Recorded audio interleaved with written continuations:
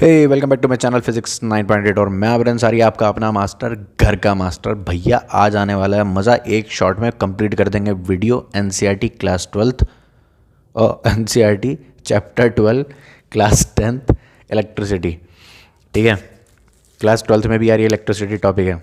ठीक है, तो जल्दी से कॉपी पेन निकालो, शुरू करते हैं।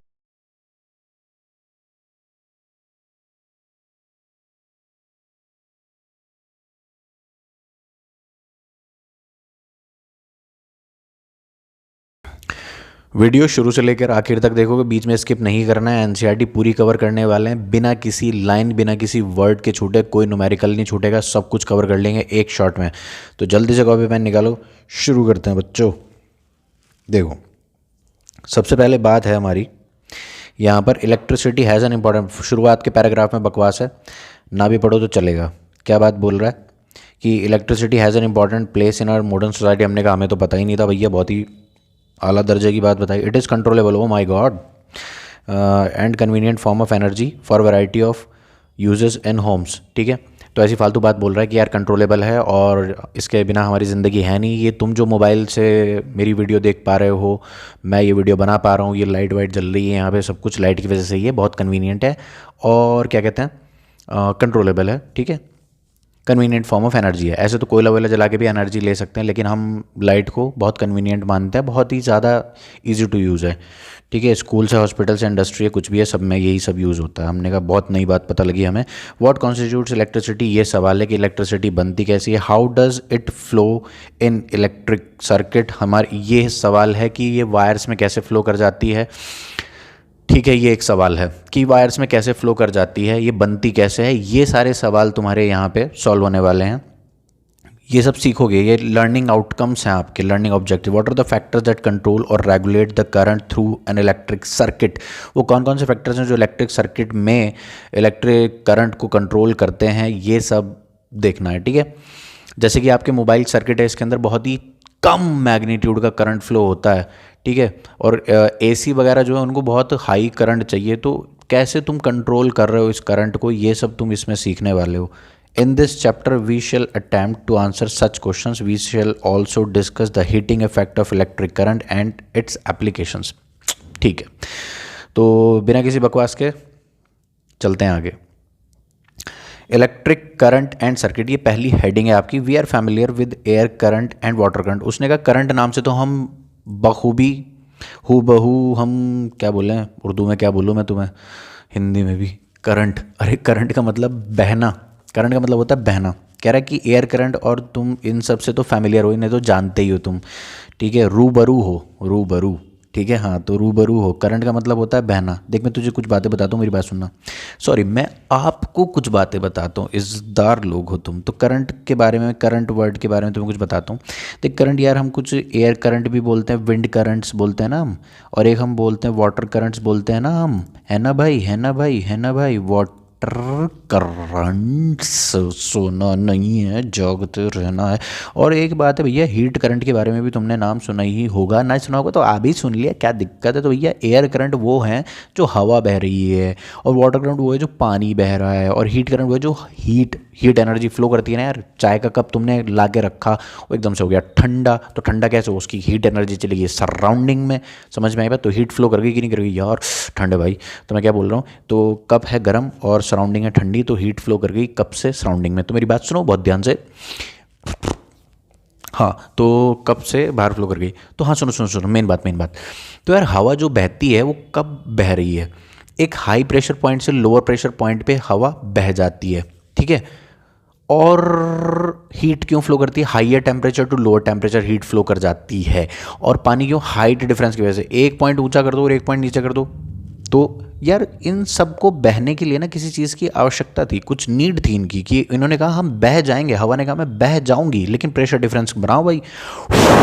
मैंने ऐसे किया, तो मैंने यार अंदर प्रेशर ज़्यादा किया, बाहर प्रेशर कम था, तो हवा फ्लो कर गई यार, सिंपल है यार। और जब मैंने ऐसे किया हवा अंदर, तो मैंने अंदर का प्रेशर डिक्रीज़ कर दिया, बाहर का प्रेशर हाई हो गया।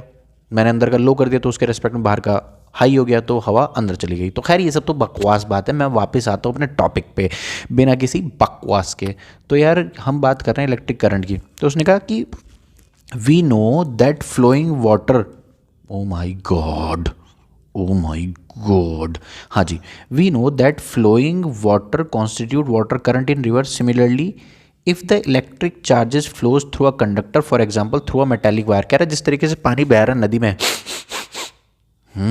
जिस तरीके से पानी बह रहा है नदी में, इसी तरह इलेक्ट्रिक चार्जेस बह रहे हैं वायर में। Wow. We see that there is an electric current in the conductor. ओ, समझ में आया तुमको? जैसे कि पानी बह रहा है तो तुमने से कह दिया वाटर करंट, रिवर में पानी बह रहा है तो उसे कहा वाटर करंट, और जैसे ही वायर्स में चार्जेस बह रहे हैं उसे तुमने कहा electric current in the conductor. In a torch we know that the cell और battery when placed in proper order provide the flow of charges. यार ये वाली लाइन ना एनसीईआरटी में थोड़ी सी गलत लिखी हुई है। तुम कहोगे अच्छा एनसीईआरटी को चैलेंज, भैया गलत है तो गलत है, अब इसमें क्या बोल रहे हैं? प्रोवाइड फ्लो ऑफ चार्जेस, इसको ऐसे लिखना चाहिए, इट प्रोवाइड्स। क्या बोलूँ अब मैं तुम्हें, बहुत सारी बातें समझानी पड़ेंगी। बस इतनी सी बात है कि बच्चा इस वाली लाइन से ये मतलब निकाल लेता है कि सेल चार्ज बना रहा है, चार्ज बना नहीं रहा है, चार्ज को फ्लो करवा रहा है। प्रोवाइड्स फ्लो मतलब वो बच्चे ऐसे बोलने लगते हैं इस लाइन को पढ़ने के बाद, कह रहा है sir battery provides flow, battery के अंदर से निकल के, जैसे आपके मुंह से हवा बाहर निकल गई, जैसे आपने टैप खोल दी तो पानी अंदर से बाहर आ रहा है। तो मेरी बात सुनो, बैटरी और सेल कभी भी चार्ज प्रोवाइड नहीं करते, वो फ्लो मेंटेन करवाते हैं, मतलब ऑलरेडी पड़ी हुई चीज़ में फ्लो मेंटेन करवा देते हैं। बात समझ में आ गई कि सेल और बैटरी फ्लो मेंटेन करवाता है, चार्ज प्रोवाइड नहीं करता। ये वाला पॉइंट नोट कर लेना है आपको यहीं पे, पॉज करके वीडियो को। Obviously provide flow of charges और एन इलेक्ट्रिक करंट। अब बच्चा बोलता है कि सर बैटरी करंट प्रोवाइड करती है, बैटरी करंट नहीं प्रोवाइड करती। लो मैं लिख ही देता हूँ, मेरे हाथ रुक नहीं रहे हैं, मैं बहुत कोशिश कर रहा हूँ रोकने की, लेकिन मैं लिख ही दूंगा और तुम भी लिखोगे फिर। Cell, battery is a source of energy, is a source of energy. Cell, battery is a source of energy, not the battery, oh sorry, not the source of। मेरे सर हैं एनवी सर, एनवी सर, तो उन्होंने जब ये chapter पढ़ाया था हमें class में 20-25 बार शायद इसी बात के नारे लगवा दिए थे। Battery is a source of, हम जब चिल्लाते थे energy, battery is a source, हम जब चिल्लाते थे एनर्जी। तो उन्होंने कहा था कि ये सब भूल जाते हैं और तुम भी भूल जाओगे, लेकिन वो नारे लगवाना याद रहा। Battery is a source of energy, not the source of electrons, not the source of current, electric current. ठीक है, not the source of electrons, electric current और चार्ज कैरियर्स, प्रोटॉन्स, कुछ भी तुम जो बोलो बस वो नहीं, बस बात इतनी सी है। Cell is a source of energy, energy provide करते हैं। चलो मैं वापस अपने पॉइंट पे आ जाता हूँ, ध्यान से सुन लो बच्चों, इधर देखो। हाँ जी, तो जल्दी जल्दी चलते हैं हम आगे। We know that the cells और battery when place in proper order provide the flow of charges. तो ये वाली बात आपको समझ गए कि ये एनर्जी प्रोवाइड करता है, ना कि करंट, ना कि charge. We have also seen that the torch gives light only when its switch is on. Obviously जब इलेक्ट्रिकल एनर्जी, मैंने कहा ना battery is a source of energy, battery is a source of energy, वो electron charge can neither be created nor be destroyed. लेकिन energy को भी हम ना क्रिएट कर सकते हैं ना डिस्ट्रॉय, लेकिन हम ट्रांसफॉर्म जरूर कर सकते हैं। तो यहाँ पे क्या हो रहा है, इलेक्ट्रिकल एनर्जी लाइट एनर्जी में कन्वर्ट हो रही है। तो देखो जल्दी से, we have also seen that the torches gives light only when its switch is on. What does a switch do? A switch makes a conducting link between the cell and the bulb. कह रहा वो circuit complete कर देता है, bulb के और cell के बीच में एक सर्किट कंप्लीट कर देगा, जिसकी वजह से आपको लगेगा कि यार अब ग्लो करने लगा। बात समझे कि बैटरी ने ग्लो करवा दिया।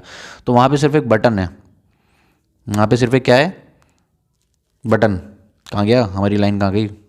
हाँ, a switch makes a conducting link. Switch की डेफिनेशन समझ सकते हो, स्विच क्या है? Switch makes a conducting link between the cell and the circuit. समझ रहे हो, समझ रहे हो, समझ रहे हो? ठीक है, तो यहाँ पे क्या, a continuous and a close path of electric current is called an electric circuit. कह रहा है सेल से और बैटरी से, यहाँ पे स्पेस है हमारे पास, क्या बात है। तो ये रहा हमारा सेल, ये रहा हमारा सेल। तो सेल से यहाँ पे जो तुमने बल्ब कनेक्ट कर दिया है, ठीक है, my God, my bulb, my bulb, my bulb, my bulb, तो ये जो बल्ब तुमने यहाँ पे कनेक्ट कर दिया है, तो ये सेल जो है ना मेरे भाई, ये सेल कनेक्शन कर रहा है और यहाँ से बल्ब ग्लो कर रहा है, और इसी को पूरे को मैं क्या कह देता हूँ, सर्किट कह देता हूँ। कैसा सर्किट है ये? इलेक्ट्रिक सर्किट है, फालतू टाइम बकवास नहीं। Now if the circuit is broken anywhere और the switch of the torch is turned off, the current stops flowing and the bulb does not glow. क्या आपको मेरी बात समझ में आ गई? बेहतरीन, शानदार, कैप्टन। इधर देखो, how do we express electric current. Current की डेफिनेशन आ गई बच्चों, यहाँ पे करंट की डेफिनेशन मैंने वीडियो की सीरीज़ भी अपलोड कर रखी है करंट इलेक्ट्रिसिटी। अगर आपको यहाँ पे ये सब चीज़ें बेसिक लग रही हैं और आप एनसीईआरटी ये वाली वीडियो कंप्लीट कर लो, उसके बाद मेरी वीडियोस पर जाओ, सीक्वेंस में देखो, उसके अंदर बहुत सारी एक्सप्लेनेशन है, न्यूमेरिकल्स हैं, लिंक इधर कहीं दिख गया होगा आपको। चलो मेरी बात सुनो, इलेक्ट्रिक करंट की definition. Electric current is express by the amount of charge flowing through a particular area in a unit time. कहने का मतलब ये है, ध्यान से सुनो, कि यहाँ पर एक कंडक्टर है। क्या है बच्चों? कंडक्टर है, और उसका कुछ एरिया ऑफ क्रॉस सेक्शन भी है ना, है ना। और यहाँ पे लगा दिया आपने बैटरी, यहाँ पे लगा दिया आपने बैटरी। अब यहाँ पे करंट फ्लो होगा बच्चों, और करंट के मायने क्या हैं कि यहाँ से चार्ज चलेगा, इलेक्ट्रॉन चलेंगे यहाँ नेगेटिव टर्मिनल से, चले चले चले चले चले चलो भाई। तो यहाँ से जितने भी इलेक्ट्रॉन्स 1 सेकंड में पास हो जाएंगे, जितने भी इलेक्ट्रॉन्स यहाँ से 1 सेकंड में पास हो जाएंगे, उन पे डिपेंड करती है करंट। क्योंकि करंट क्या है? किसी भी एरिया ऑफ क्रॉस सेक्शन से 1 सेकंड में कितना चार्ज पास हो रहा है। क्या कहा? 1 सेकंड में किसी एरिया ऑफ क्रॉस सेक्शन से कितना चार्ज फ्लो हो रहा है। वही कौन है बच्चों? बच्चों कौन है वो है करंट। ये इलेक्ट्रॉन्स और करंट इधर बन रहा है, बता दूंगा अभी क्या मतलब है। डायरेक्शन ऑफ इलेक्ट्रॉन और करंट अपोजिट होते हैं, बता दूंगा अभी। तो electric current is express by the amount of charge flowing through a particular area in a unit time. ठीक है यार, लिखी दूँ? अरे लिखा है भाई, मुझे लिखने की ज़रूरत ही नहीं है। In other words, it is the rate of flow of electric charges, amount of charge flown current. Electric current को हम आई से डिनोट करते हैं, क्या है? Amount of charge, amount of charge flowing per unit area per unit time, amount of charge flowing per unit area per unit time, amount of charge flowing per unit area नहीं, गलत, sorry, flowing through a particular area of cross section in a unit time, flowing through a particular area in a unit time. Sir इतना जल्दी क्यों कर रहे हो, आराम से पढ़ाओ। मैंने कहा okay, particular area in a unit time, समझे? तो कहने का तात्पर्य ये है बंधु, कि मान लो किसी कंडक्टर से जो चार्ज फ्लो हो रहा है, जितना भी चार्ज फ्लो हो रहा है और जितने टाइम में फ्लो हो रहा है, उसका रेशियो कर दो यहाँ पे, तो यहाँ से क्या निकल के आ जाएगा। ये सब बातें बुक में लिखी होंगी मैं, लेकिन अभी बता रहा हूँ कि भैया Q/T, amount of charge phloem, total charge flown divided by total time taken, तो ये मिल जाती है करंट। और अगर आप थोड़े से भी पढ़ने वाले बच्चों, तो इस बात पे ध्यान दो, ये करंट आपको जो मिलेगी एक एवरेज करंट होगी। क्या करंट होगी? Average current. ठीक है, amount of charge flown divided by total time taken, तो total charge flown divided by total time taken, तो यूनिट क्या हो जाएगी? चार्ज की यूनिट होती है coulomb, COULOMB, coulomb, divided by second, तो ठीक है, C/सेकेंड। ठीक है, और इसी को कंप्लीट हम यूनिट बोल देते हैं एम्पेयर। बहुत आसान है, दुनिया समझ में आ जाएगी सब, घबराओ मत। सर फिजिक्स टफ लगती है, तो रोने का नहीं रहे, पढ़ने का मेरे साथ साथ। चल इधर सुन। ये रही इलेक्ट्रिक करंट की डेफिनेशन, इसको मार्क कर लो यहाँ पे। ठीक है, फिर इसने दूसरी डेफिनेशन लिखी, इन other words it is the rate of flow. Sir ये रेट वर्ड क्या है? रेट का मतलब है टाइम, पर यूनिट टाइम। कहीं पे भी अगर तुम्हें रेट वर्ड दिखे तो इसका मतलब क्या होता है? पर यूनिट टाइम, पर unit time, time time time, पर यूनिट टाइम लिख लेना यहाँ पे। इसका मतलब होता है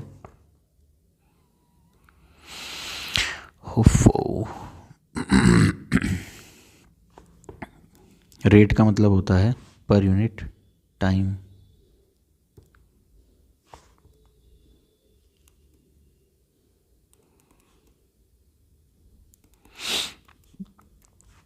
और पर सेकेंड रब कर रहा हूँ, ठीक है, पॉज करके नोट कर लो, रब कर रहा हूँ। It is the rate of flow of electric charges, it is the rate of flow of electric charges. ठीक है भाई, बहुत शानदार, इतनी बात हो गई।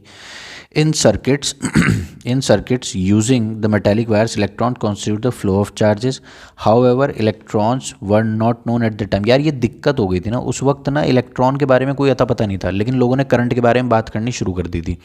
तो लोगों ने सोचा कि पॉजिटिव चार्ज ही फ्लो करता होगा और वही करंट बनाता होगा। ठीक है, हाइयर पोटेंशियल से उन्होंने पॉजिटिव चार्ज फ्लो करवाया और बात हुक करवा दी कि भैया ये करंट है। लेकिन बाद में पता लगा, ये वाली बात मैं बोल रहा था कि मैं बता दूंगा तो बाद में उन्हें पता लगा कि यार पॉजिटिव चार्ज तो कुछ होते ही नहीं, पॉजिटिव चार्ज तो कुछ होते ही नहीं, मतलब होते नहीं है का मतलब ये है कि पॉजिटिव चार्ज तो फ्लो ही नहीं करते, वो तो इजीली अवेलेबल ही नहीं होते, क्योंकि एक एटम इतना बड़ा है जैसे कि फुटबॉल ग्राउंड, और उसके सेंटर पे ले जाके तुम एक रख दो मटर का दाना, पी सीड, तो इतना छोटा न्यूक्लियस होता है। जैसे कि फुटबॉल ग्राउंड और पी सीड में कंपैरिजन किया ना मैंने अभी तुम्हारे सामने, तो इसी तरह एक एटम और एक न्यूक्लियस का कंपैरिजन है ये, एटम के अंदर न्यूक्लियस। तो उस न्यूक्लियस के अंदर से प्रोटॉन निकाल के लाओ और उन्हें फिर फ्लो करवाओ।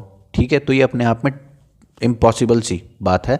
इलेक्ट्रॉन्स फ्रीली अवेलेबल होते हैं और वो फ्लो करते हैं, वो इजीली अवेलेबल होते हैं, उन्हें सर निकाल लो, सोडियम से इलेक्ट्रॉन निकाल लिया, निकल गया आराम से, क्लोरीन ने पकड़ लिया, तो इलेक्ट्रॉन्स फ्रीली अवेलेबल होते हैं। भैया समझ में आ रही तुमको बात, पॉजिटिव चार्ज फ्लो नहीं होता। तो ये दिक्कत हो गई थी उस टाइम पे, उन्होंने सारी थ्योरी तो लिख दी क्या मान के कि पॉजिटिव चार्ज फ्लो कर रहा है, लेकिन बाद में उन्हें पता लगा कि उनका कट गया। आई मीन कि उनके वो समझ रहे हो ना तुम, बस वही बात। तो उनको, लेकिन अब वो सबके सामने नहीं कह सकते थे ना कि हमारा बेवकूफ़ बन गया। तो उन्होंने क्या कहा कि यार वो बस करंट की डायरेक्शन तो हम वही मानते हैं जो है, बस इलेक्ट्रॉन्स उल्टी डायरेक्शन में फ्लो करते हैं। ठीक है, कन्वेंशनली हमने ऐसा बोल दिया, उन्होंने साइंटिस्ट ने ऐसे बोला कि बाय कन्वेंशन ऐसा मान लो कि इलेक्ट्रॉन्स इधर से इधर फ्लो हो रहे हैं और अब करंट की डायरेक्शन हमें इसके अपोजिट लेनी है। बस किताबें छप गई थी ना बहुत सारी, और बहुत सारे लोग इस बात को मान के पढ़ने लगे थे। चलो आगे चलते हैं। However electrons were not known at the time when the phenomena of electricity was first observed, so electric current was considered to be the flow of positive charges and the direction of flow of positive charges was taken to be the direction of electric current। मैंने ये बात बोली कि उन्होंने बोला कि भैया positive charge flow कर रहे हैं और वही करंट बन गया। Conventionally, in an electric circuit, the direction of electric current is taken as the opposite to that of direction of flow of electrons, which are negative charges। उम्मीद है आपको मेरी बातें समझ में आई होंगी, ना आई हो तो प्लीज़ कमेंट सेक्शन में मुझे कमेंट करें, मैं आपको रिप्लाई करूँगा यार, रोने की बात नहीं है। If a net charge Q पूरे दिल से, पूरे तन, और मुझे वैसे बोलना चाहिए पूरे तन से, पूरे मन से और पूरे धन से तुम्हारे लिए अवेलेबल है। यार यूट्यूब पे क्या बात कर दी तुमने, तुम आओ हमें सपोर्ट करो, चैनल को सब्सक्राइब करो और भैया सपोर्ट करो, बस शेयर करो, और तो क्या, कुछ मांग थोड़ी ना तुमसे, पढ़ो, पढ़ाएंगे। If a net charge Q flows across any cross section of a conductor in time t, then the electric current I through the cross section is. यही तो समझाए तुमको, अभी का समझे नहीं होगा। इधर देखिए, सुनिए ये बबुआ, इधर देखिए, ये कंडक्टर है और ये का है क्रॉस सेक्शन, वाह, ये क्रॉस सेक्शन है और इसमें से का चार्ज फ्लो हो रहा है, Q चार्ज फ्लो हो रहा है, और कितने टाइम में हो रहा है, t टाइम में, तो करंट कितना बन जाएगा, Q डिवाइड बाई T। ये तो समझा है तुमको। ऐसा unit of electric charge is coulomb which is equivalent to the charge contained in nearly. यार ये कैसी बात है, ये मैं तुम्हें भी सवाल में समझा दूंगा। 6 × 10⁻18 इलेक्ट्रॉन, ये कैसे आया, मैं समझा रहा हूँ, रोने का नहीं दिखाओ, हाँ मैं समझाएगा रे, इधर सुनो मेरी बात।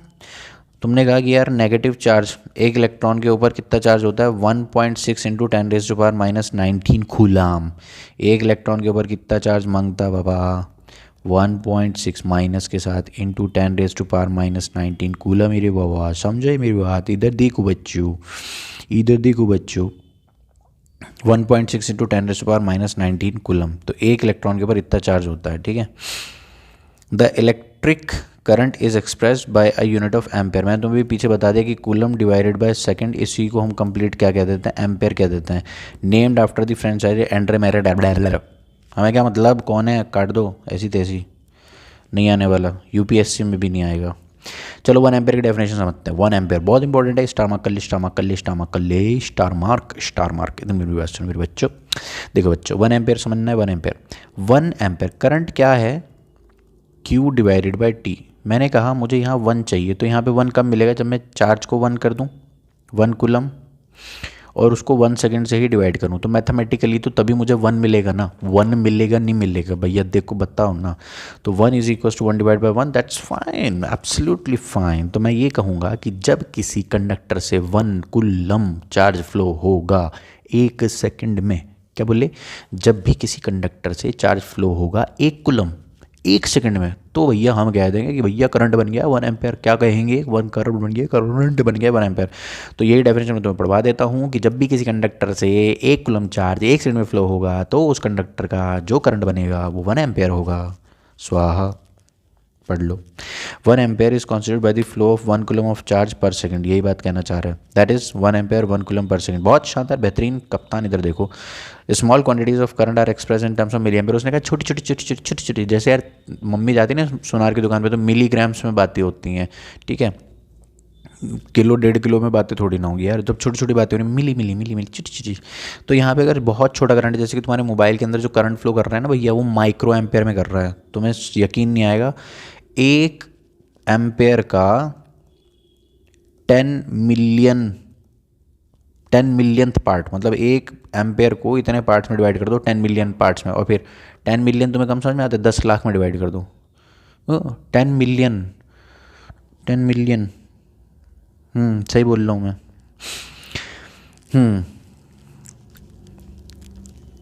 1 10 100,000 10,000 लाख 10 लाख में डिवाइड कर दो बाबा। 10 लाख पार्ट्स में, 10 लाख 1 मिलियन में डिवाइड कर दो 1 एम्पेयर को। बेहतरीन। तो भैया क्या हो जाएगा, हाँ जी, अरे नहीं चलता यार दिमाग कभी कभी यार, किसी बात करो, मजाक बना रहे हो हमारी, तो सुन।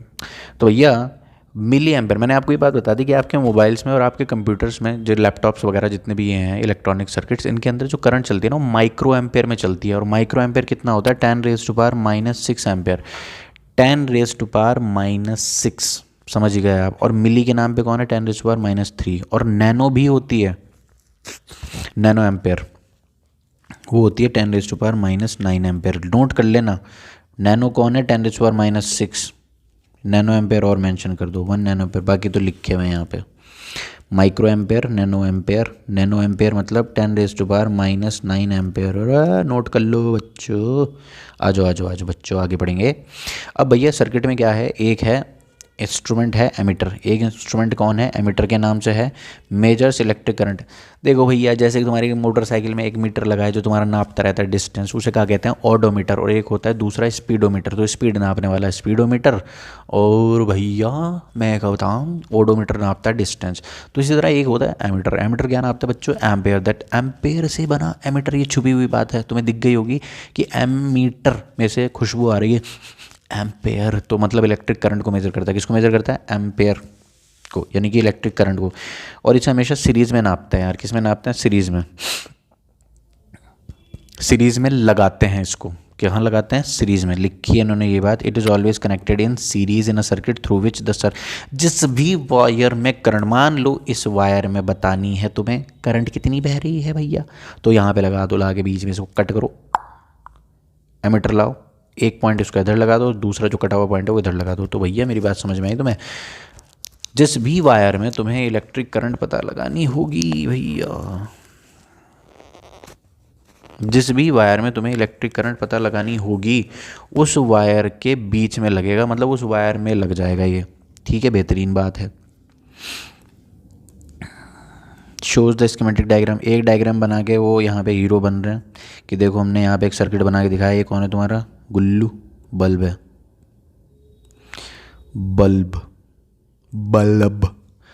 और ये है एमीटर, ये है बैटरी, ये है की। बहुत शानदार, बच्चे ने कहा मास्टर बहुत नई बात बता दी भाई, क्या बात है भाई, आ जाओ भाई, आ जाओ भाई, आ जाओ भाई।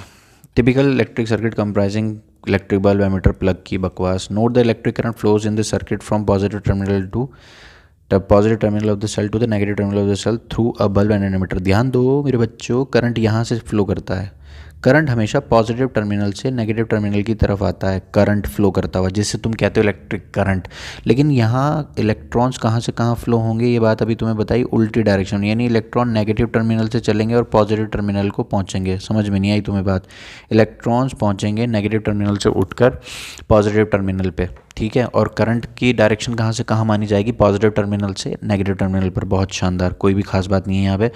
तो हाँ, पहले तो एक सवाल मैं तुम्हें वो करवा देता हूँ कि 1 कूलम में कितने इलेक्ट्रॉन्स होते हैं। How many electrons are there, ये तुम्हारी एनसीईआरटी का सवाल भी है। How many electrons are there in 1 coulomb, ठीक है। 1 कूलम चार्ज में कितने इलेक्ट्रॉन्स आएंगे, नंबर ऑफ इलेक्ट्रॉन्स। समझ में आई तुम्हें बात मेरे बच्चों?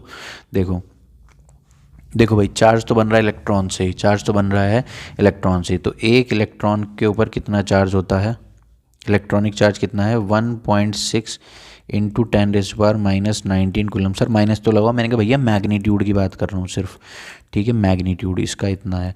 तो कितने इलेक्ट्रॉन्स मिलके इतना चार्ज बनाएंगे, तो 1 coulomb is equals to n, हमने मान लिया चलो n इलेक्ट्रॉन्स मिलके बनाएंगे। तो एक इलेक्ट्रॉन का चार्ज कितना है, इतना। तो n पे कितना होगा, n इंटू 1.6 इंटू 10⁻⁻19 कूलम।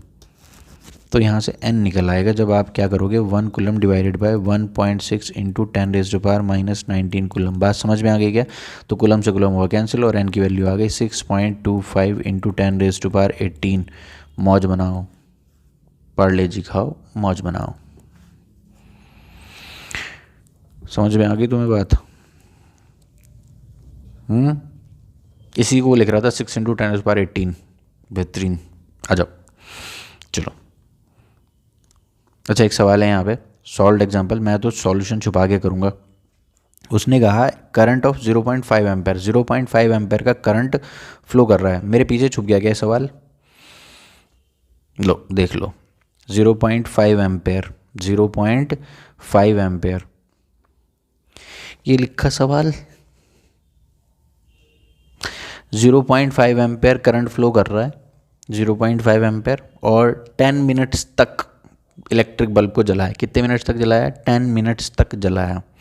तो उसने पूछा कि कितना इलेक्ट्रिक चार्ज फ्लो कर जाएगा, ठीक है भाई।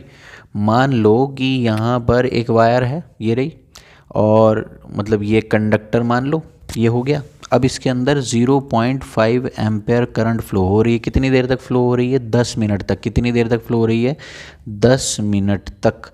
तो भैया अब 1 सेकंड में तो 0.5 कूलम चार्ज फ्लो कर जाएगा। यही तो बात है इसमें जो समझनी है कि 0.5 एम्पेयर का मतलब क्या है, कि 0.5 एम्पेयर, 0.5 एम्पेयर मतलब 0.5 कूलम इन 1 सेकेंड।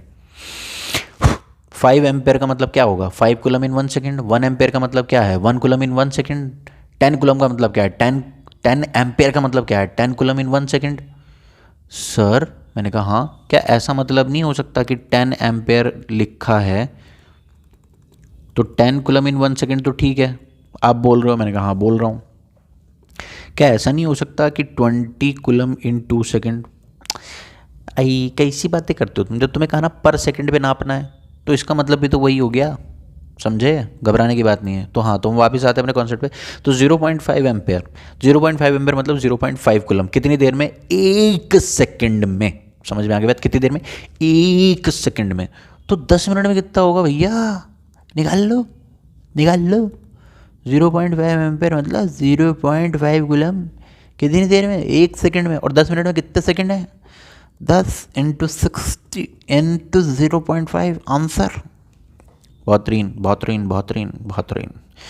मैं नहीं बताऊंगा कि ये इलेक्ट्रिक सर्किट क्या होता है, पढ़ के आ गया मैं पीछे। यूनिट ऑफ करंट क्या आती है? ओ भाई कितना टफ सवाल है, ऐसी तैसी हमारी तो हो गई। तो calculate the number of electrons constant 1 kilometre. और रे अभी तो सॉल्व कराया मेरे लाल, मेरे पीले। 6.25 इंटू 10⁻18। तुम्हारी दम का दगुड़ा, बाकी सब घास कूड़ा। इधर देखो 10⁻18। खल्ली वल्ली परेशान नहीं होने का, सवाल करने का, समझने का। Flow of charges inside a wire.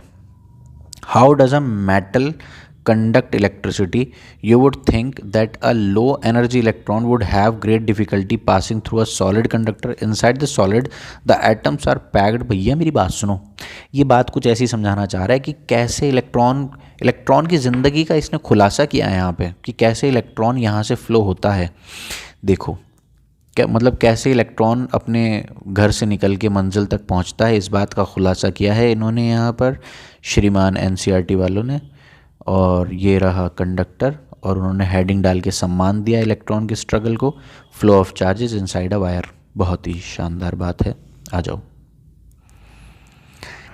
मैं भी तो निकलता हूँ रोज़ सुबह घर से यार, हमें भी कोई सम्मान दे। स्ट्रगल मारता हूँ मैं, देख कैसे स्ट्रगल मारता हूँ यार। ये एटम्स हैं यहाँ पे जमे बैठे हैं। अब मैं ऐसा तो है नहीं ये डिज़ाइन बनाऊंगा, तुम्हारी तरह खलियार आदमी तो हूँ नहीं मैं, तो ऐसे डिज़ाइन है यहाँ पे, एटम्स बैठे हैं चिपक के, एकदम चिपक के। ठीक है, अब इलेक्ट्रॉन आया, उसने पहले हॉर्न मारा, पी पी पी पी हट जाओ, तो हटे नहीं, तो इलेक्ट्रॉन जाके बेचारा टकरा गया। इलेक्ट्रॉन टकराया तो उसकी बाइक गिर गई, वो भी गिर गया।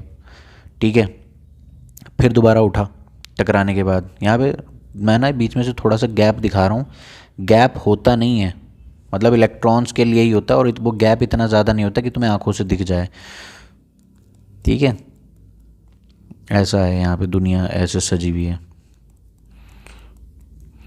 देखो भाई, तो इलेक्ट्रॉन बेचारा आ रहा है वहाँ से, उसने पहले हॉर्न मारा कि हट जाओ यार, मैं आ रहा हूँ, कोई हटा ही नहीं। उन्होंने कहा हट चल, इलेक्ट्रॉन है तू तो, तेरे लिए रास्ता छोड़ेंगे हम।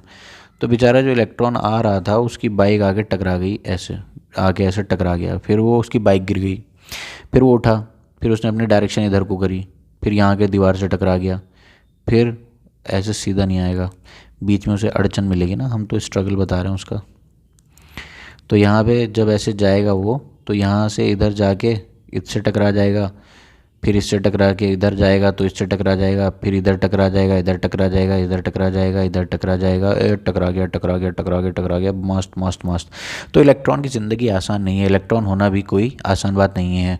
तो इलेक्ट्रॉन के ऊपर एक बायोपिक बनेगी अभी बहुत जल्दी, डॉक्यूमेंट्री, कि how electron survive in a conductor. ठीक है, बहुत जल्दी अनुराग कश्यप इसके ऊपर एक मूवी बनाएंगे। अनुराग कश्यप ही है ना वो, हैं कौन है? प्रकाश झा, अच्छा प्रकाश झा, हाँ भाई प्रकाश झा है बेटे। आ जाओ, तो flow of charges inside a wire. तो यहाँ पे देखो कह रहा है कि बहुत डिफिकल्टी है, मतलब ऐसा नहीं है कि अरे सहारनपुर में रहते हो तुम यार, कहाँ रहते हो? सहारनपुर में, और यूपी में है, तो भैया कैसे तुम सोच सकते, तुम्हें सड़कें मिल जाएंगी साफ?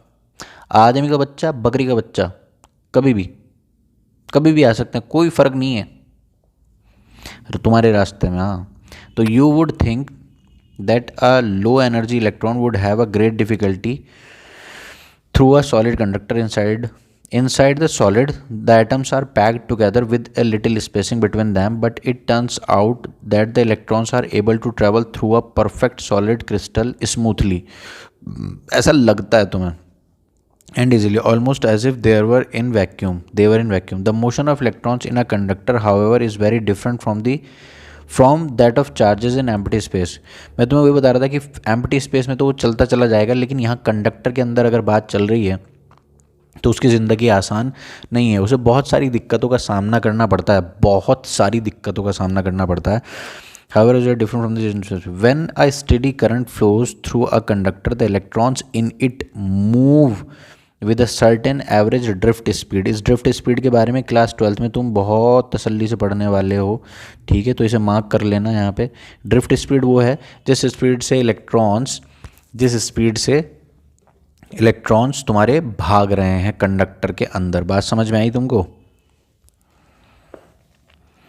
ठीक है, one can calculate this drift speed, इसका फॉर्मूला आएगा तुम्हारी क्लास 12th में। ठीक है, one can calculate the drift speed. Drift speed कैसे कैलकुलेट कर? Drift speed basically average word use किया ना, एवरेज स्पीड ही है।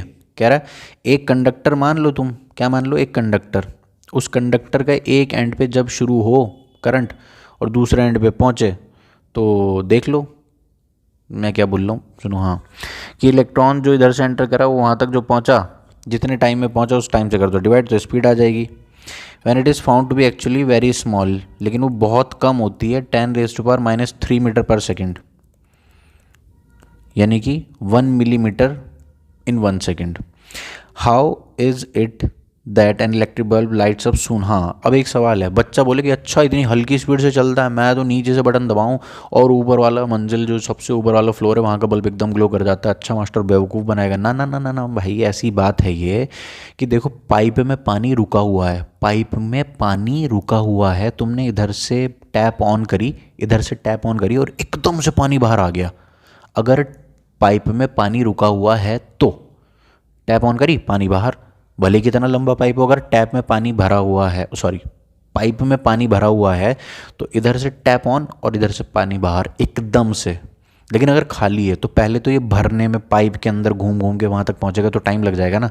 तो बेसिकली बात ये है कि जो वायर्स तुमने लगा रखी हैं वो इलेक्ट्रॉन से भरी हुई हैं ऑलरेडी। मैंने कहा ना, बहुत डिटेल डिस्क्रिप्शन के लिए अगर तुम बात करना चाहते हो तो मेरी वीडियोस देखो, हर पॉइंट वहाँ पे डिस्कस कर रखा है। तो मैं तुमसे क्या कहना चाह रहा हूँ कि वायर्स के अंदर इलेक्ट्रॉन्स ऑलरेडी मौजूद हैं, तो तुम एक साइड से जैसे ही ऑन करते हो तो दूसरे एंड पे वहाँ वाला इलेक्ट्रॉन निकल जाता है, ये वाला इलेक्ट्रॉन नहीं निकलता वहाँ से एकदम से, ये वाला तो एंटर किया, लेकिन जो एंटर किया उधर से कोई एक निकल गया। बात समझ में आई तुमको? ये समझाना चाह रहे हैं, देखो यहाँ पे, it cannot be that a current starts only when an electron from one terminal of the electric supply physically reaches the other terminal of the bulb. एकदम वर्ड बाय वर्ड, बाबा मास्टर ऐसी थोड़ी ना समझा रहे हैं, समझो बात को। Because the physically drift of electron in conducting wire is very slow process, मतलब फिजिकली जो ड्रिफ्टिंग अगर आप कंसिडर करो उनकी बहुत स्लो है। तो एकदम से कैसे इतनी मीटर्स ऑफ वायर जो होती हैं उसमें से एकदम से करंट फ्लो हो जाता है, दूसरे एंड पे करंट एकदम मिल जाता है? हाउ हाउ हाउ हाउ तो the exact mechanism of the current flow which takes place with the speed close to speed of light is fascinating. तो ऐसी कोई आश्चर्य वाली बात नहीं है कि भैया ऐसे कैसे हो गया, ऐसे कैसे, but it is beyond the scope of this book. इसीलिए कह रहा है कि स्कोप के बाहर है, हम तो तुमको समझा दिए थोड़ी थोड़ी बातें, ठीक है। Do you feel like probing this question at an advance level? पका रहा है फालतू। चलो भैया, मैंने तुम्हें एक बात बोली थी अभी शुरुआत में ही, पानी को बहने के लिए ज़रूरी है हाइट डिफरेंस, हवा को बहने के लिए ज़रूरी है प्रेशर डिफरेंस, हीट को फ्लो होने के लिए ज़रूरी है टेम्परेचर डिफरेंस। तो इसी तरह इलेक्ट्रिक चार्जेस को फ्लो होने के लिए क्या ज़रूरी है? Potential difference. पोटेंशियल डिफरेंस समझे तुम? Potential difference, okay okay okay.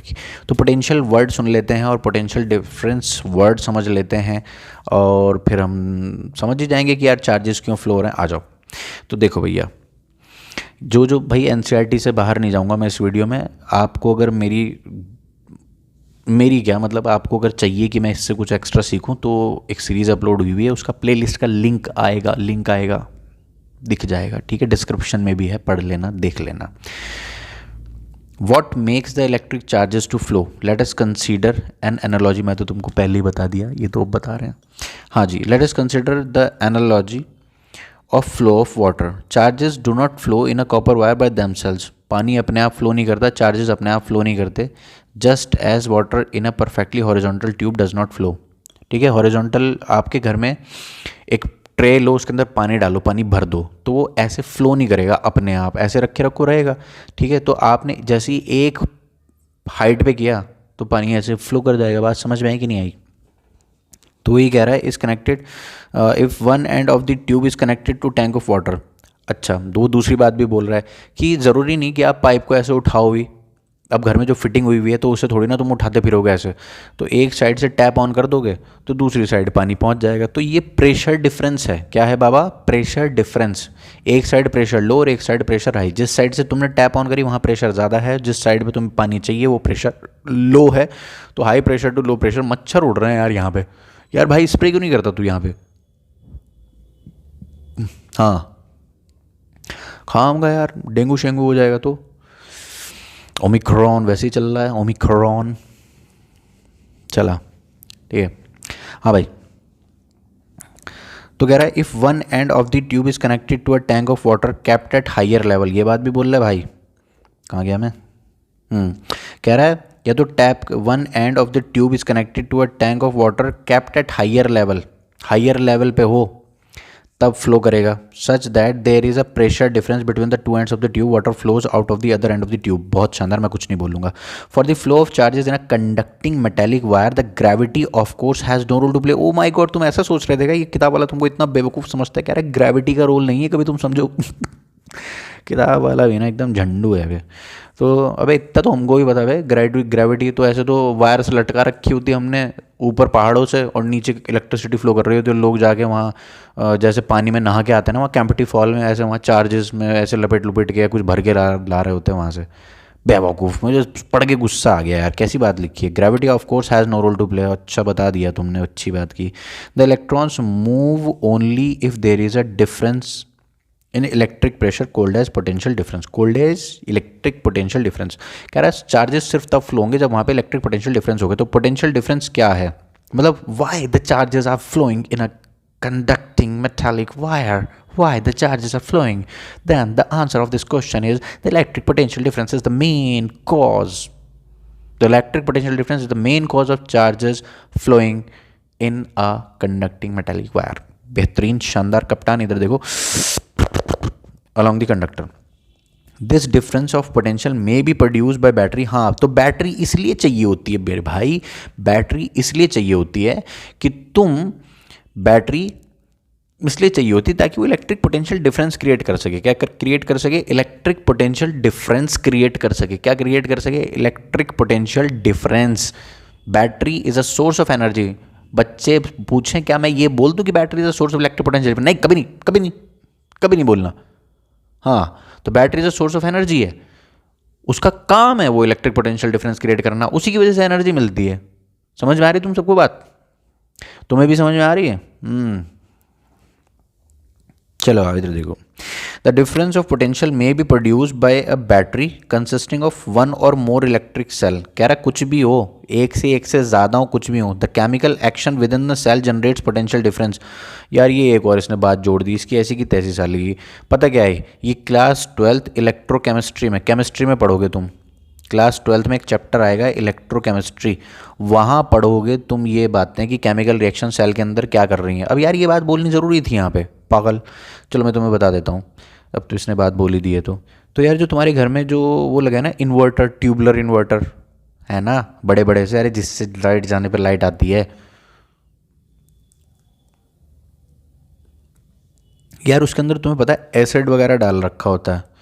तुम्हें भी उससे दूर रहने के लिए कहा जाता है जब तुम छोटे थे, ठीक है, तो उससे दूर रहने के लिए कहा जाता है ना भाई। तो अंदर वहाँ पे एसिड होता है और यहाँ पे इलेक्ट्रोड्स होती हैं, इलेक्ट्रोड्स जैसे इलेक्ट्रोलिसिस टाइप हो रहा हो। तो यहाँ पे सॉल्ट है, यहाँ पे सॉल्ट है, सॉल्ट है, यहाँ पे सॉल्यूशन है, यहाँ पे क्या है?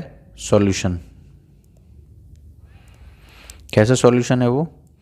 इलेक्ट्रोलाइट है बेसिकली, एसिड है यहाँ पे और ये इलेक्ट्रोड्स हैं, एक का पॉजिटिव और एक का नेगेटिव। तो तुम इससे जब कनेक्ट करते हो वायर तो तुम्हें करंट मिलने लगता है। करंट नहीं, बेसिकली वो पोटेंशियल डिफरेंस मिल जाता है। क्या मिल जाता है तुम्हें? Potential difference. मेरी चप्पल कहाँ गई? चापाल्स। आओ इधर देखो। तो ये जो अंदर ही अंदर ना यहाँ पे रिएक्शन होती है बाबा, जब चार्जिंग होती है तो अलग तरह की रिएक्शन होती है और जब डिस्चार्जिंग होती है तो अलग तरह की रिएक्शन होती है। समझ में आ रही तुम्हें बात? जब चार्जिंग है तो अलग तरह की रिएक्शन है और जब डिस्चार्जिंग है तो अलग तरह की रिएक्शन है, ठीक है। The chemical action within a cell generate the potential difference across the terminals of cell even when no current is drawn from it. कोई करंट बने, मतलब तुमने कोई वायर वहाँ पे कनेक्ट कर रखी हो बैटरी से या नहीं, बैटरी से कोई वायर यहाँ पे कनेक्ट कर रखी या नहीं कर रखी, लेकिन पोटेंशियल डिफरेंस यहाँ पे बना रहता है। बात समझ में आएगी? और जैसे ही आप टच करोगे एकदम से करंट फ्लो करवा देगा, वो यहाँ से इलेक्ट्रॉन फ्लो करवा देगा नेगेटिव टर्मिनल से, इलेक्ट्रॉन यहाँ से फ्लो करवा देगा ऐसे ऐसे ऐसे।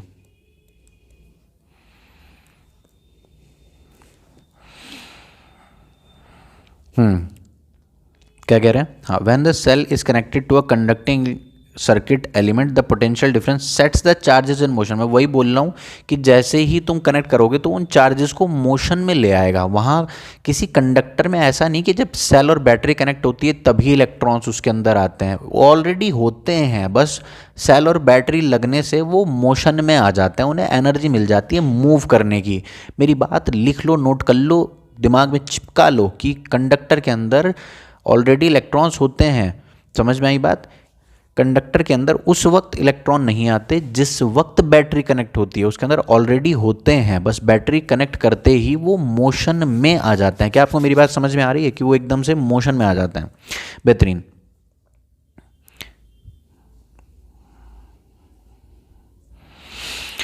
कहाँ गए?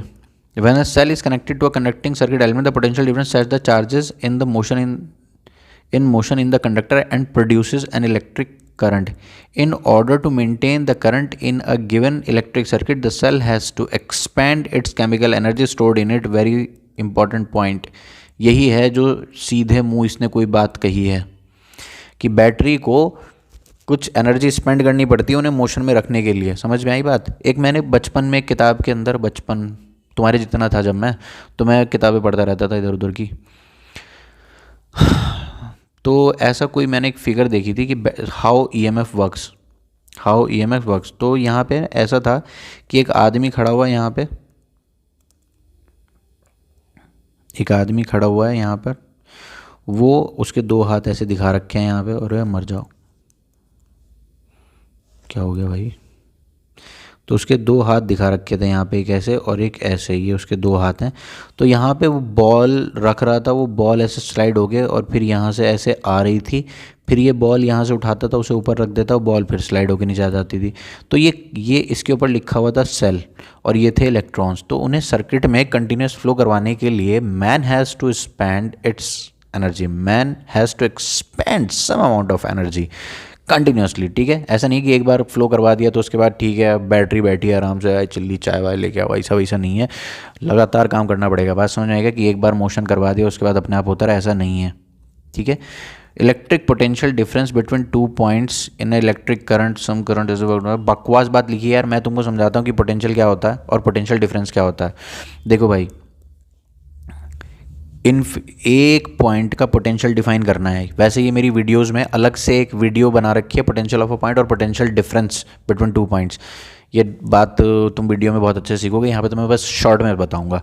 मान लो कि 1 कूलम चार्ज है, उसे इन्फिनिटी से उठाकर तुम इस पॉइंट तक लेकर आओगे, तो जितना वर्क डन लगेगा इस 1 कूलम चार्ज को इन्फिनिटी से इस पॉइंट तक लाने में, वही इस पॉइंट का पोटेंशियल कहलाएगा। ओ भैया मेरी बात सुनो, कहाँ से कहाँ तक लेकर आए हैं? इन्फिनिटी से पॉइंट ए तक लेकर आ रहे हैं। कहाँ से कहाँ तक लेकर आ रहे हैं? इन्फिनिटी से पॉइंट ए तक, इन्फिनिटी से पॉइंट ए तक। तो दोबारा सुनो मेरी बात, सुनो बहुत ध्यान से सुनो। 1 कूलम चार्ज को, 1 कूलम प्लस 1 कूलम चार्ज को इन्फिनिटी से उठाकर किसी पॉइंट तक लाने में जितना वर्क डन लगेगा, वही वर्क डन उस पॉइंट का इलेक्ट्रिक पोटेंशियल कहलाएगा। क्या आपको मेरी बात समझ में आ रही है? ठीक है, तो उस पॉइंट का क्या कहलाएगा? Electric potential difference. अब इसी तरह मैं अगर बात करूं कि 2 पॉइंट हैं यहाँ पे, एक ए है और एक बी है, मुझे ए और बी के बीच में पोटेंशियल डिफरेंस समझाना है। क्या समझाना है? पोटेंशियल डिफरेंस समझाना है। तो एक ए पॉइंट, ये बी पॉइंट। तो मैंने कहा प्लस 1 कूलम को ही बी पॉइंट से ए पॉइंट तक लाने में जितना भी वर्क डन लगेगा, वो इन 2 पॉइंट्स के बीच का पोटेंशियल डिफरेंस कहलाएगा, यानी कि वी ए बी, यानी कि V A minus V B, potential of point A minus potential of point B, potential of point A minus potential of point B, potential of point A minus potential of point B. Work done in moving a unit positive charge from point B to point A is known as electric potential difference, VBA. उम्मीद है आपको मेरी बात समझ में आएगी। ना समझ में आई हो तो वीडियो को दोबारा देखें या उस वीडियो को जाके देखें। Potential difference between 2 points, work done per unit charge. हाँ भैया, तो इसकी यूनिट क्या हो जाएगी पोटेंशियल की या पोटेंशियल डिफरेंस की? मैंने कहा work done per unit charge. तो वर्क डन ऊपर है और नीचे क्या है? Charge 1 coulomb. तो वर्क डन की यूनिट क्या होती है? जूल, और इसकी यूनिट क्या होती है? कूलम। तो जूल पर कूलम क्या कहलाएगा? वोल्ट।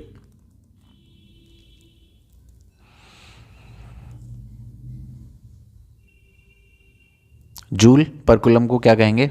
वोल्ट। एलेसैंड्रो वोल्टा, हमें पता, पहाड़ में जाए साला कौन था एलेसैंड्रो वोल्टा, हमें क्या पता चल कौन था? Italian scientist. बकवास बात एकदम, ये एनसीईआरटी वाले ऐसी बकवास बात करते हैं, फालतू बातें लिखते हैं कभी कभी। हाँ, तो इसकी यूनिट क्या है? वोल्ट। बस ये इंपॉर्टेंट है, क्या है? वोल्ट। बहुत शानदार। हमने कहा 1 वोल्ट को डिफाइन करो, डिफाइन 1 वोल्ट। तो 1 वोल्ट क्या है? एक कुलम चार्ज को लाने में अगर 1 जूल का वर्क डन हुआ किसी पॉइंट तक, तो उस पॉइंट का पोटेंशियल 1 वोल्ट कहलाएगा। Wow, simple definition.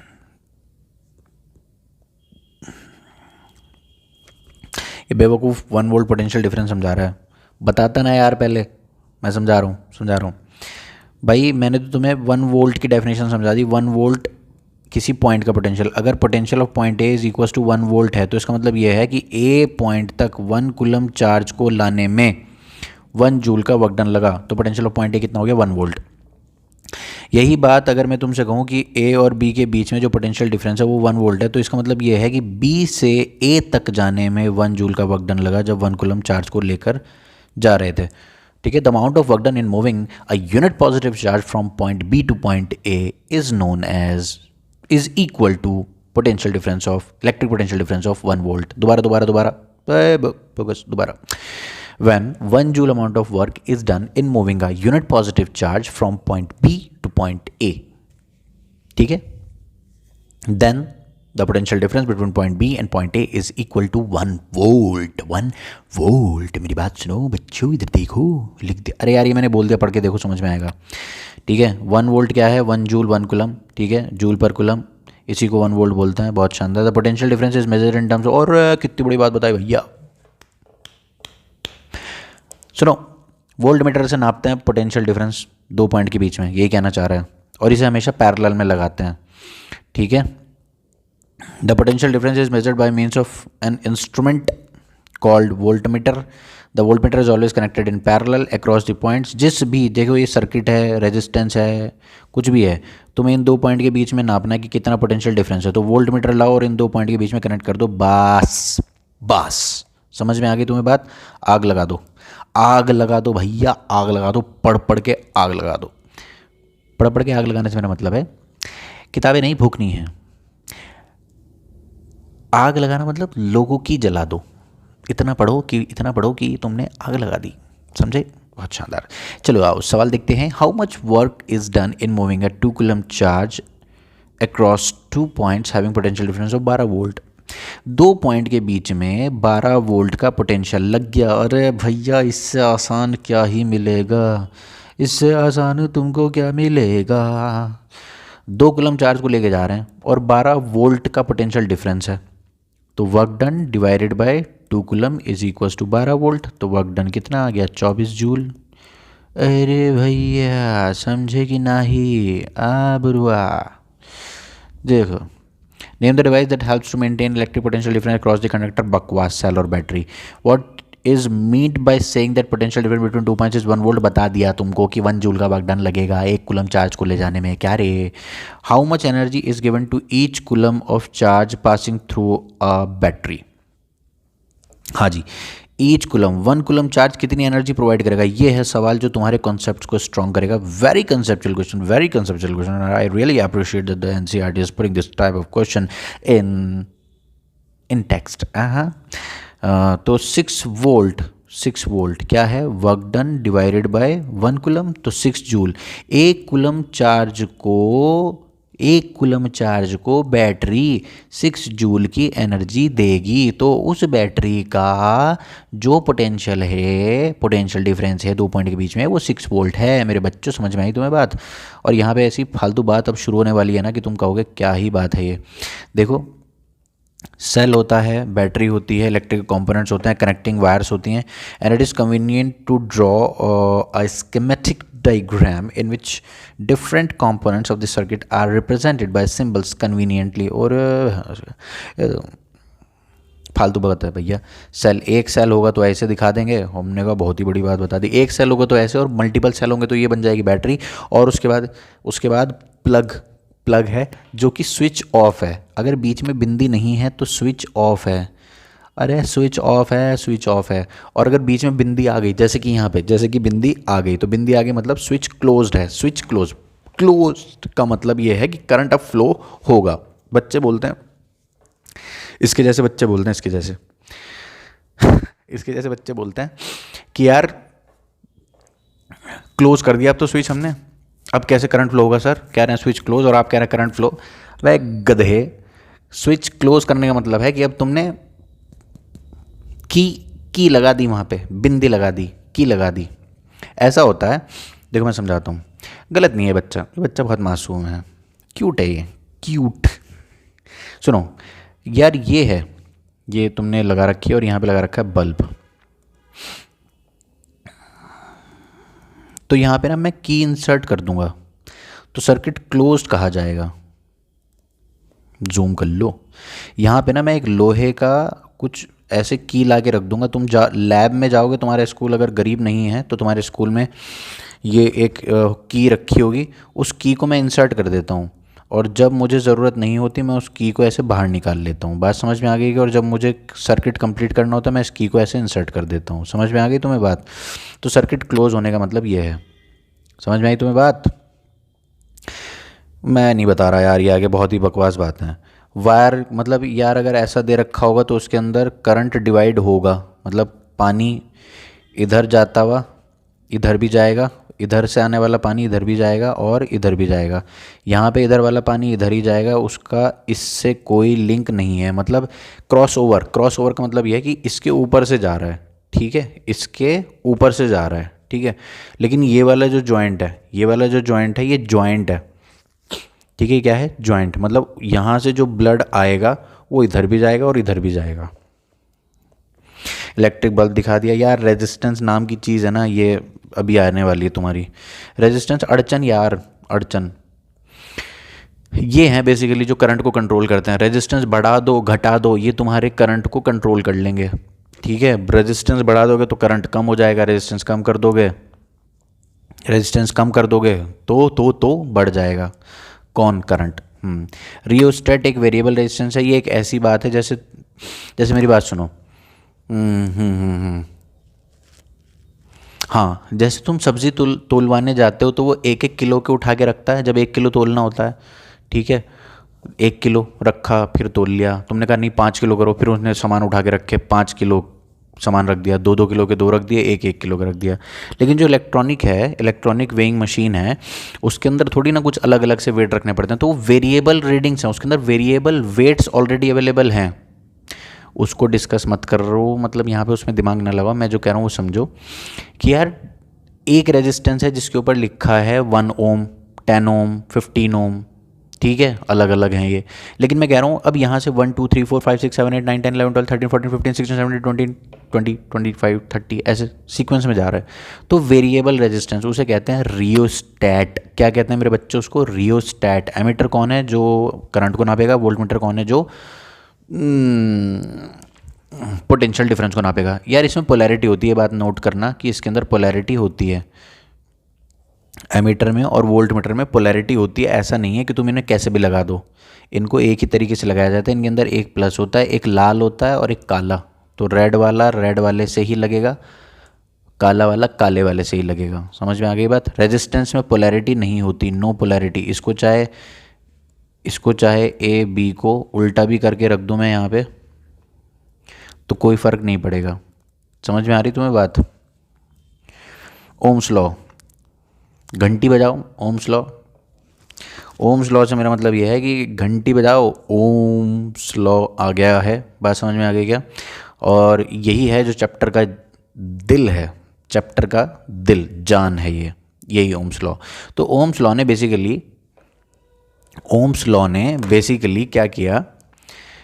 Potential difference, किसी कंडक्टर के क्रॉस पोटेंशियल डिफरेंस जितना आ रहा है उसको देखा और उसके अंदर से जो करंट फ्लो हो रहा था उसको देखा। तो उन दोनों के बीच में उसने रिलेशन बताया कि ये क्या है।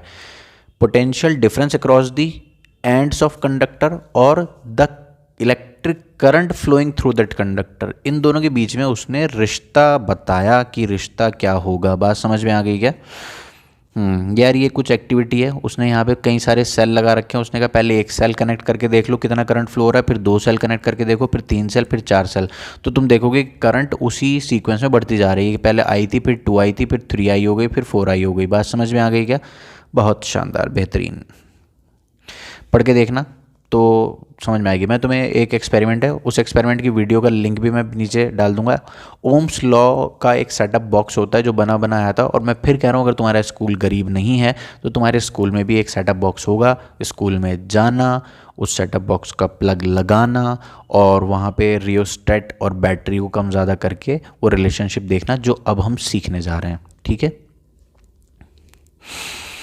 उसने कहा कि जो भी एक्टिविटी तुमने ऊपर करी तो उसमें तुमने ये देखा कि पोटेंशियल डिफरेंस, मतलब बैटरी तुम बढ़ाते जा रहे हो और करंट भी बढ़ता जा रहा है। 0.4 के आसपास ये थी बात। ठीक है। इतने पोटेंशियल डिफरेंस पे ये करंट मिल रही थी, इतने पोटेंशियल डिफरेंस पे ये करंट मिल रही थी। मतलब तुमने कहा कि यार ये तो लीनियर रिलेशनशिप है। कैसी रिलेशनशिप है? लीनियर। पोटेंशियल डिफरेंस और करंट दोनों एक दूसरे के लीनियरली प्रोपोर्शनल है। मतलब पोटेंशियल डिफरेंस बढ़ेगा तो करंट भी बढ़ेगा, पोटेंशियल डिफरेंस कम होगा तो करंट भी कम हो जाएगा, पोटेंशियल डिफरेंस 2 गुना बढ़ेगा तो करंट भी 2 गुना बढ़ जाएगा, पोटेंशियल डिफरेंस 3 गुना बढ़ेगा तो करंट भी 3 गुना बढ़ जाएगा। बात समझ में आ गई क्या? करंट पोटेंशियल डिफरेंस आधा होगा तो करंट भी आधा होगा, 1/3, 5 टाइम्स, 1/5 टाइम्स। यही बात ओम्स लॉ ने हमें प्रूव करके दिखा दी और उसका ये प्लॉट बना के दिखा दिया। ठीक है। तो मेरी बात सुनो बहुत ध्यान से कि V I graph straight line आ रहा है। वी आई ग्राफ क्या आ रहा है?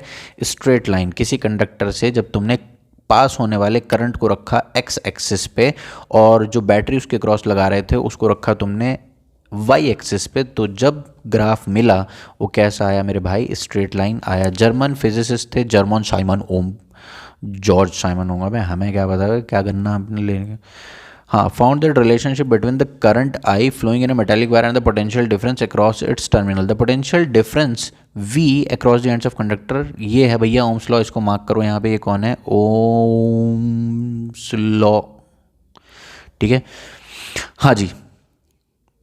The current flowing in a metallic wire and potential difference across its terminal, इसके बीच में रिलेशनशिप थी दी उसने हमें, और वो क्या है कि पोटेंशियल डिफरेंस अप्लाइड किसी भी कंडक्टर के अक्रॉस जो बैटरी लगेगी वो, और जो यहाँ से करंट फ्लो हो रहा है वो दोनों आपस में क्या है? डायरेक्टली प्रोपोर्शनल है। वही पॉइंट ये लिखा है यहाँ पे, पढ़ के देखोगे समझ में आएगी। across the ends of a given metallic wire in an electric circuit is directly proportional to the current flowing through it provided the temperature। भैया टेम्परेचर कांस्टेंट रहना चाहिए। अगर टेम्परेचर कांस्टेंट नहीं रहेगा, टेम्परेचर को तुम बढ़ा दो तो एटम्स ना अपनी जगह पे जो ऐसे बैठे हैं वो ऐसे वाइब्रेट करने लगते हैं, तो इलेक्ट्रॉन का निकलना अब मुश्किल कर देते हैं।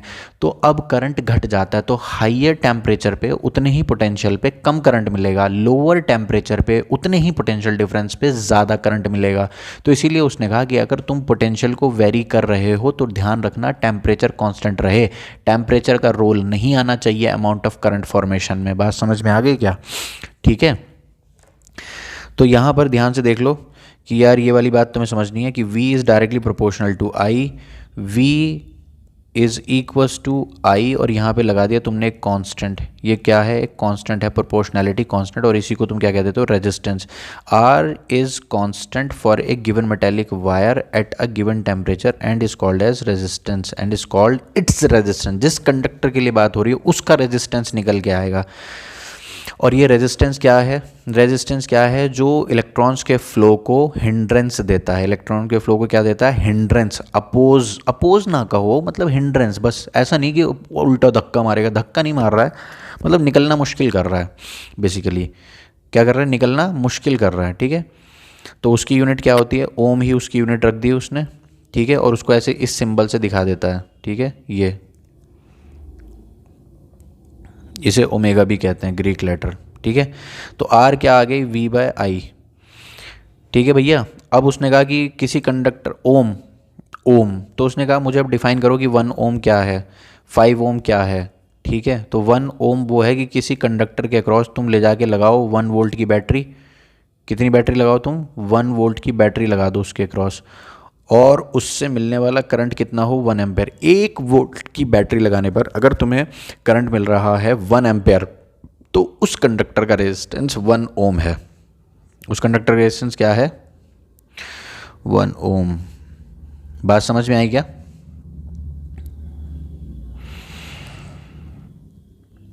One ohm.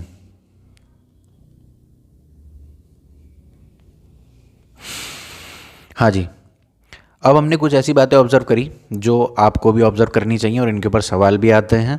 आप इनको स्किप नहीं कर सकते, स्किप करोगे तो जान से जाओगे। तो ध्यान दो, current V equals to I R है, तो I क्या हो गया, V अपॉन आर, I को इधर ही रहने दो, और ये क्या है, V अपॉन आर। तो उसने कहा कि अगर रेजिस्टेंस बढ़ा तो करंट घट गई, रेजिस्टेंस घटा तो करंट बढ़ गई। तो करंट में और रेजिस्टेंस में इनवर्स रिलेशनशिप है। यार मच्छरों का स्प्रे करना भाई, कहाँ बिठा रखा है मुझे। तो करंट और रेजिस्टेंस, अच्छा गुस्सा नहीं कर भाई, मुझे मेरे ऊपर स्प्रे करने आ रहा है, रुक जा भाई। तो करंट और रेजिस्टेंस में क्या है, इनवर्स रिलेशनशिप है। बहुत शानदार, ठीक है। अब कुछ ऐसी बातें सुनो, कह रहा है रेजिस्टेंस को डबल कर दो तो करंट आधी हो जाएगी, रेजिस्टेंस को डबल कर दो तो करंट हो जाएगी आधी। In many practical cases it is necessary to increase और decrease the current in an electric circuit. मैं वही बोल रहा था कि जैसे कि तुम्हारे मोबाइल फ़ोन्स हैं, ये बहुत हाई करंट पे चार्ज नहीं होते, तो इसे बहुत कम करंट चाहिए, और इसमें AC DC का क्या रिश्ता है वो भी हम एक्सप्लेन करेंगे, डिस्कस करेंगे। तो कभी कभी ऐसा होता है कि कहीं पे कम करंट चाहिए यार, जो इलेक्ट्रिकल AC हैं, फ्रिज हैं, या और बहुत सारी चीज़ें हैं, कूलर हैं, तो इनको बहुत हैवी मतलब ज़्यादा करंट चाहिए, 5-6 एम्पेयर का। और जो तुम्हारे जो छोटे से अप्लाइंस हैं, जैसे कि ये मोबाइल फ़ोन्स की चार्जिंग हो गई या और छोटी सर्किटरी जो हो गई, तो उनके अंदर ना यार रेजिस्टेंस बढ़ा दिया जाता है। क्या कर दिया जाता है, रेजिस्टेंस बढ़ा दिया जाता है, जिसकी वजह से करंट कम हो जाती है। बात समझ में आ गई। The component use to regulate current without changing the voltage is called variable resistance. अब मैं वही बात बोल रहा हूँ कि तुम बार बार वेट्स ना चेंज करो, 1 किलो का, 2 किलो का, बस एक नेचुरल वो लगा दी तुमने जिसके अंदर वेरिएबल हर मास है, ऑलरेडी हर वेट है वहाँ पे। तो तुम 5.5 किलो तोल लो, 6 किलो तोल लो, 6.25 kg तोल लो। तो इसी तरह वहाँ पे जो रेजिस्टेंस है उसको रेगुलेट किया जा सकता है, कम ज़्यादा बढ़ा दो, कम कर दो। तो बिना किसी चेंज किए पोटेंशियल डिफरेंस में, बैटरी में कोई चेंज किए बगैर तुम करंट को ईजिली कंट्रोल कर सकते हो with the help of what, with the help of resistance rheostat, variable rheostat. Okay, a device is called rheostat is often used to change the resistance in the circuit. फालतू बकवास। Video का size हो चुका है बहुत ज़्यादा, और chapter भी है अभी बहुत ज़्यादा।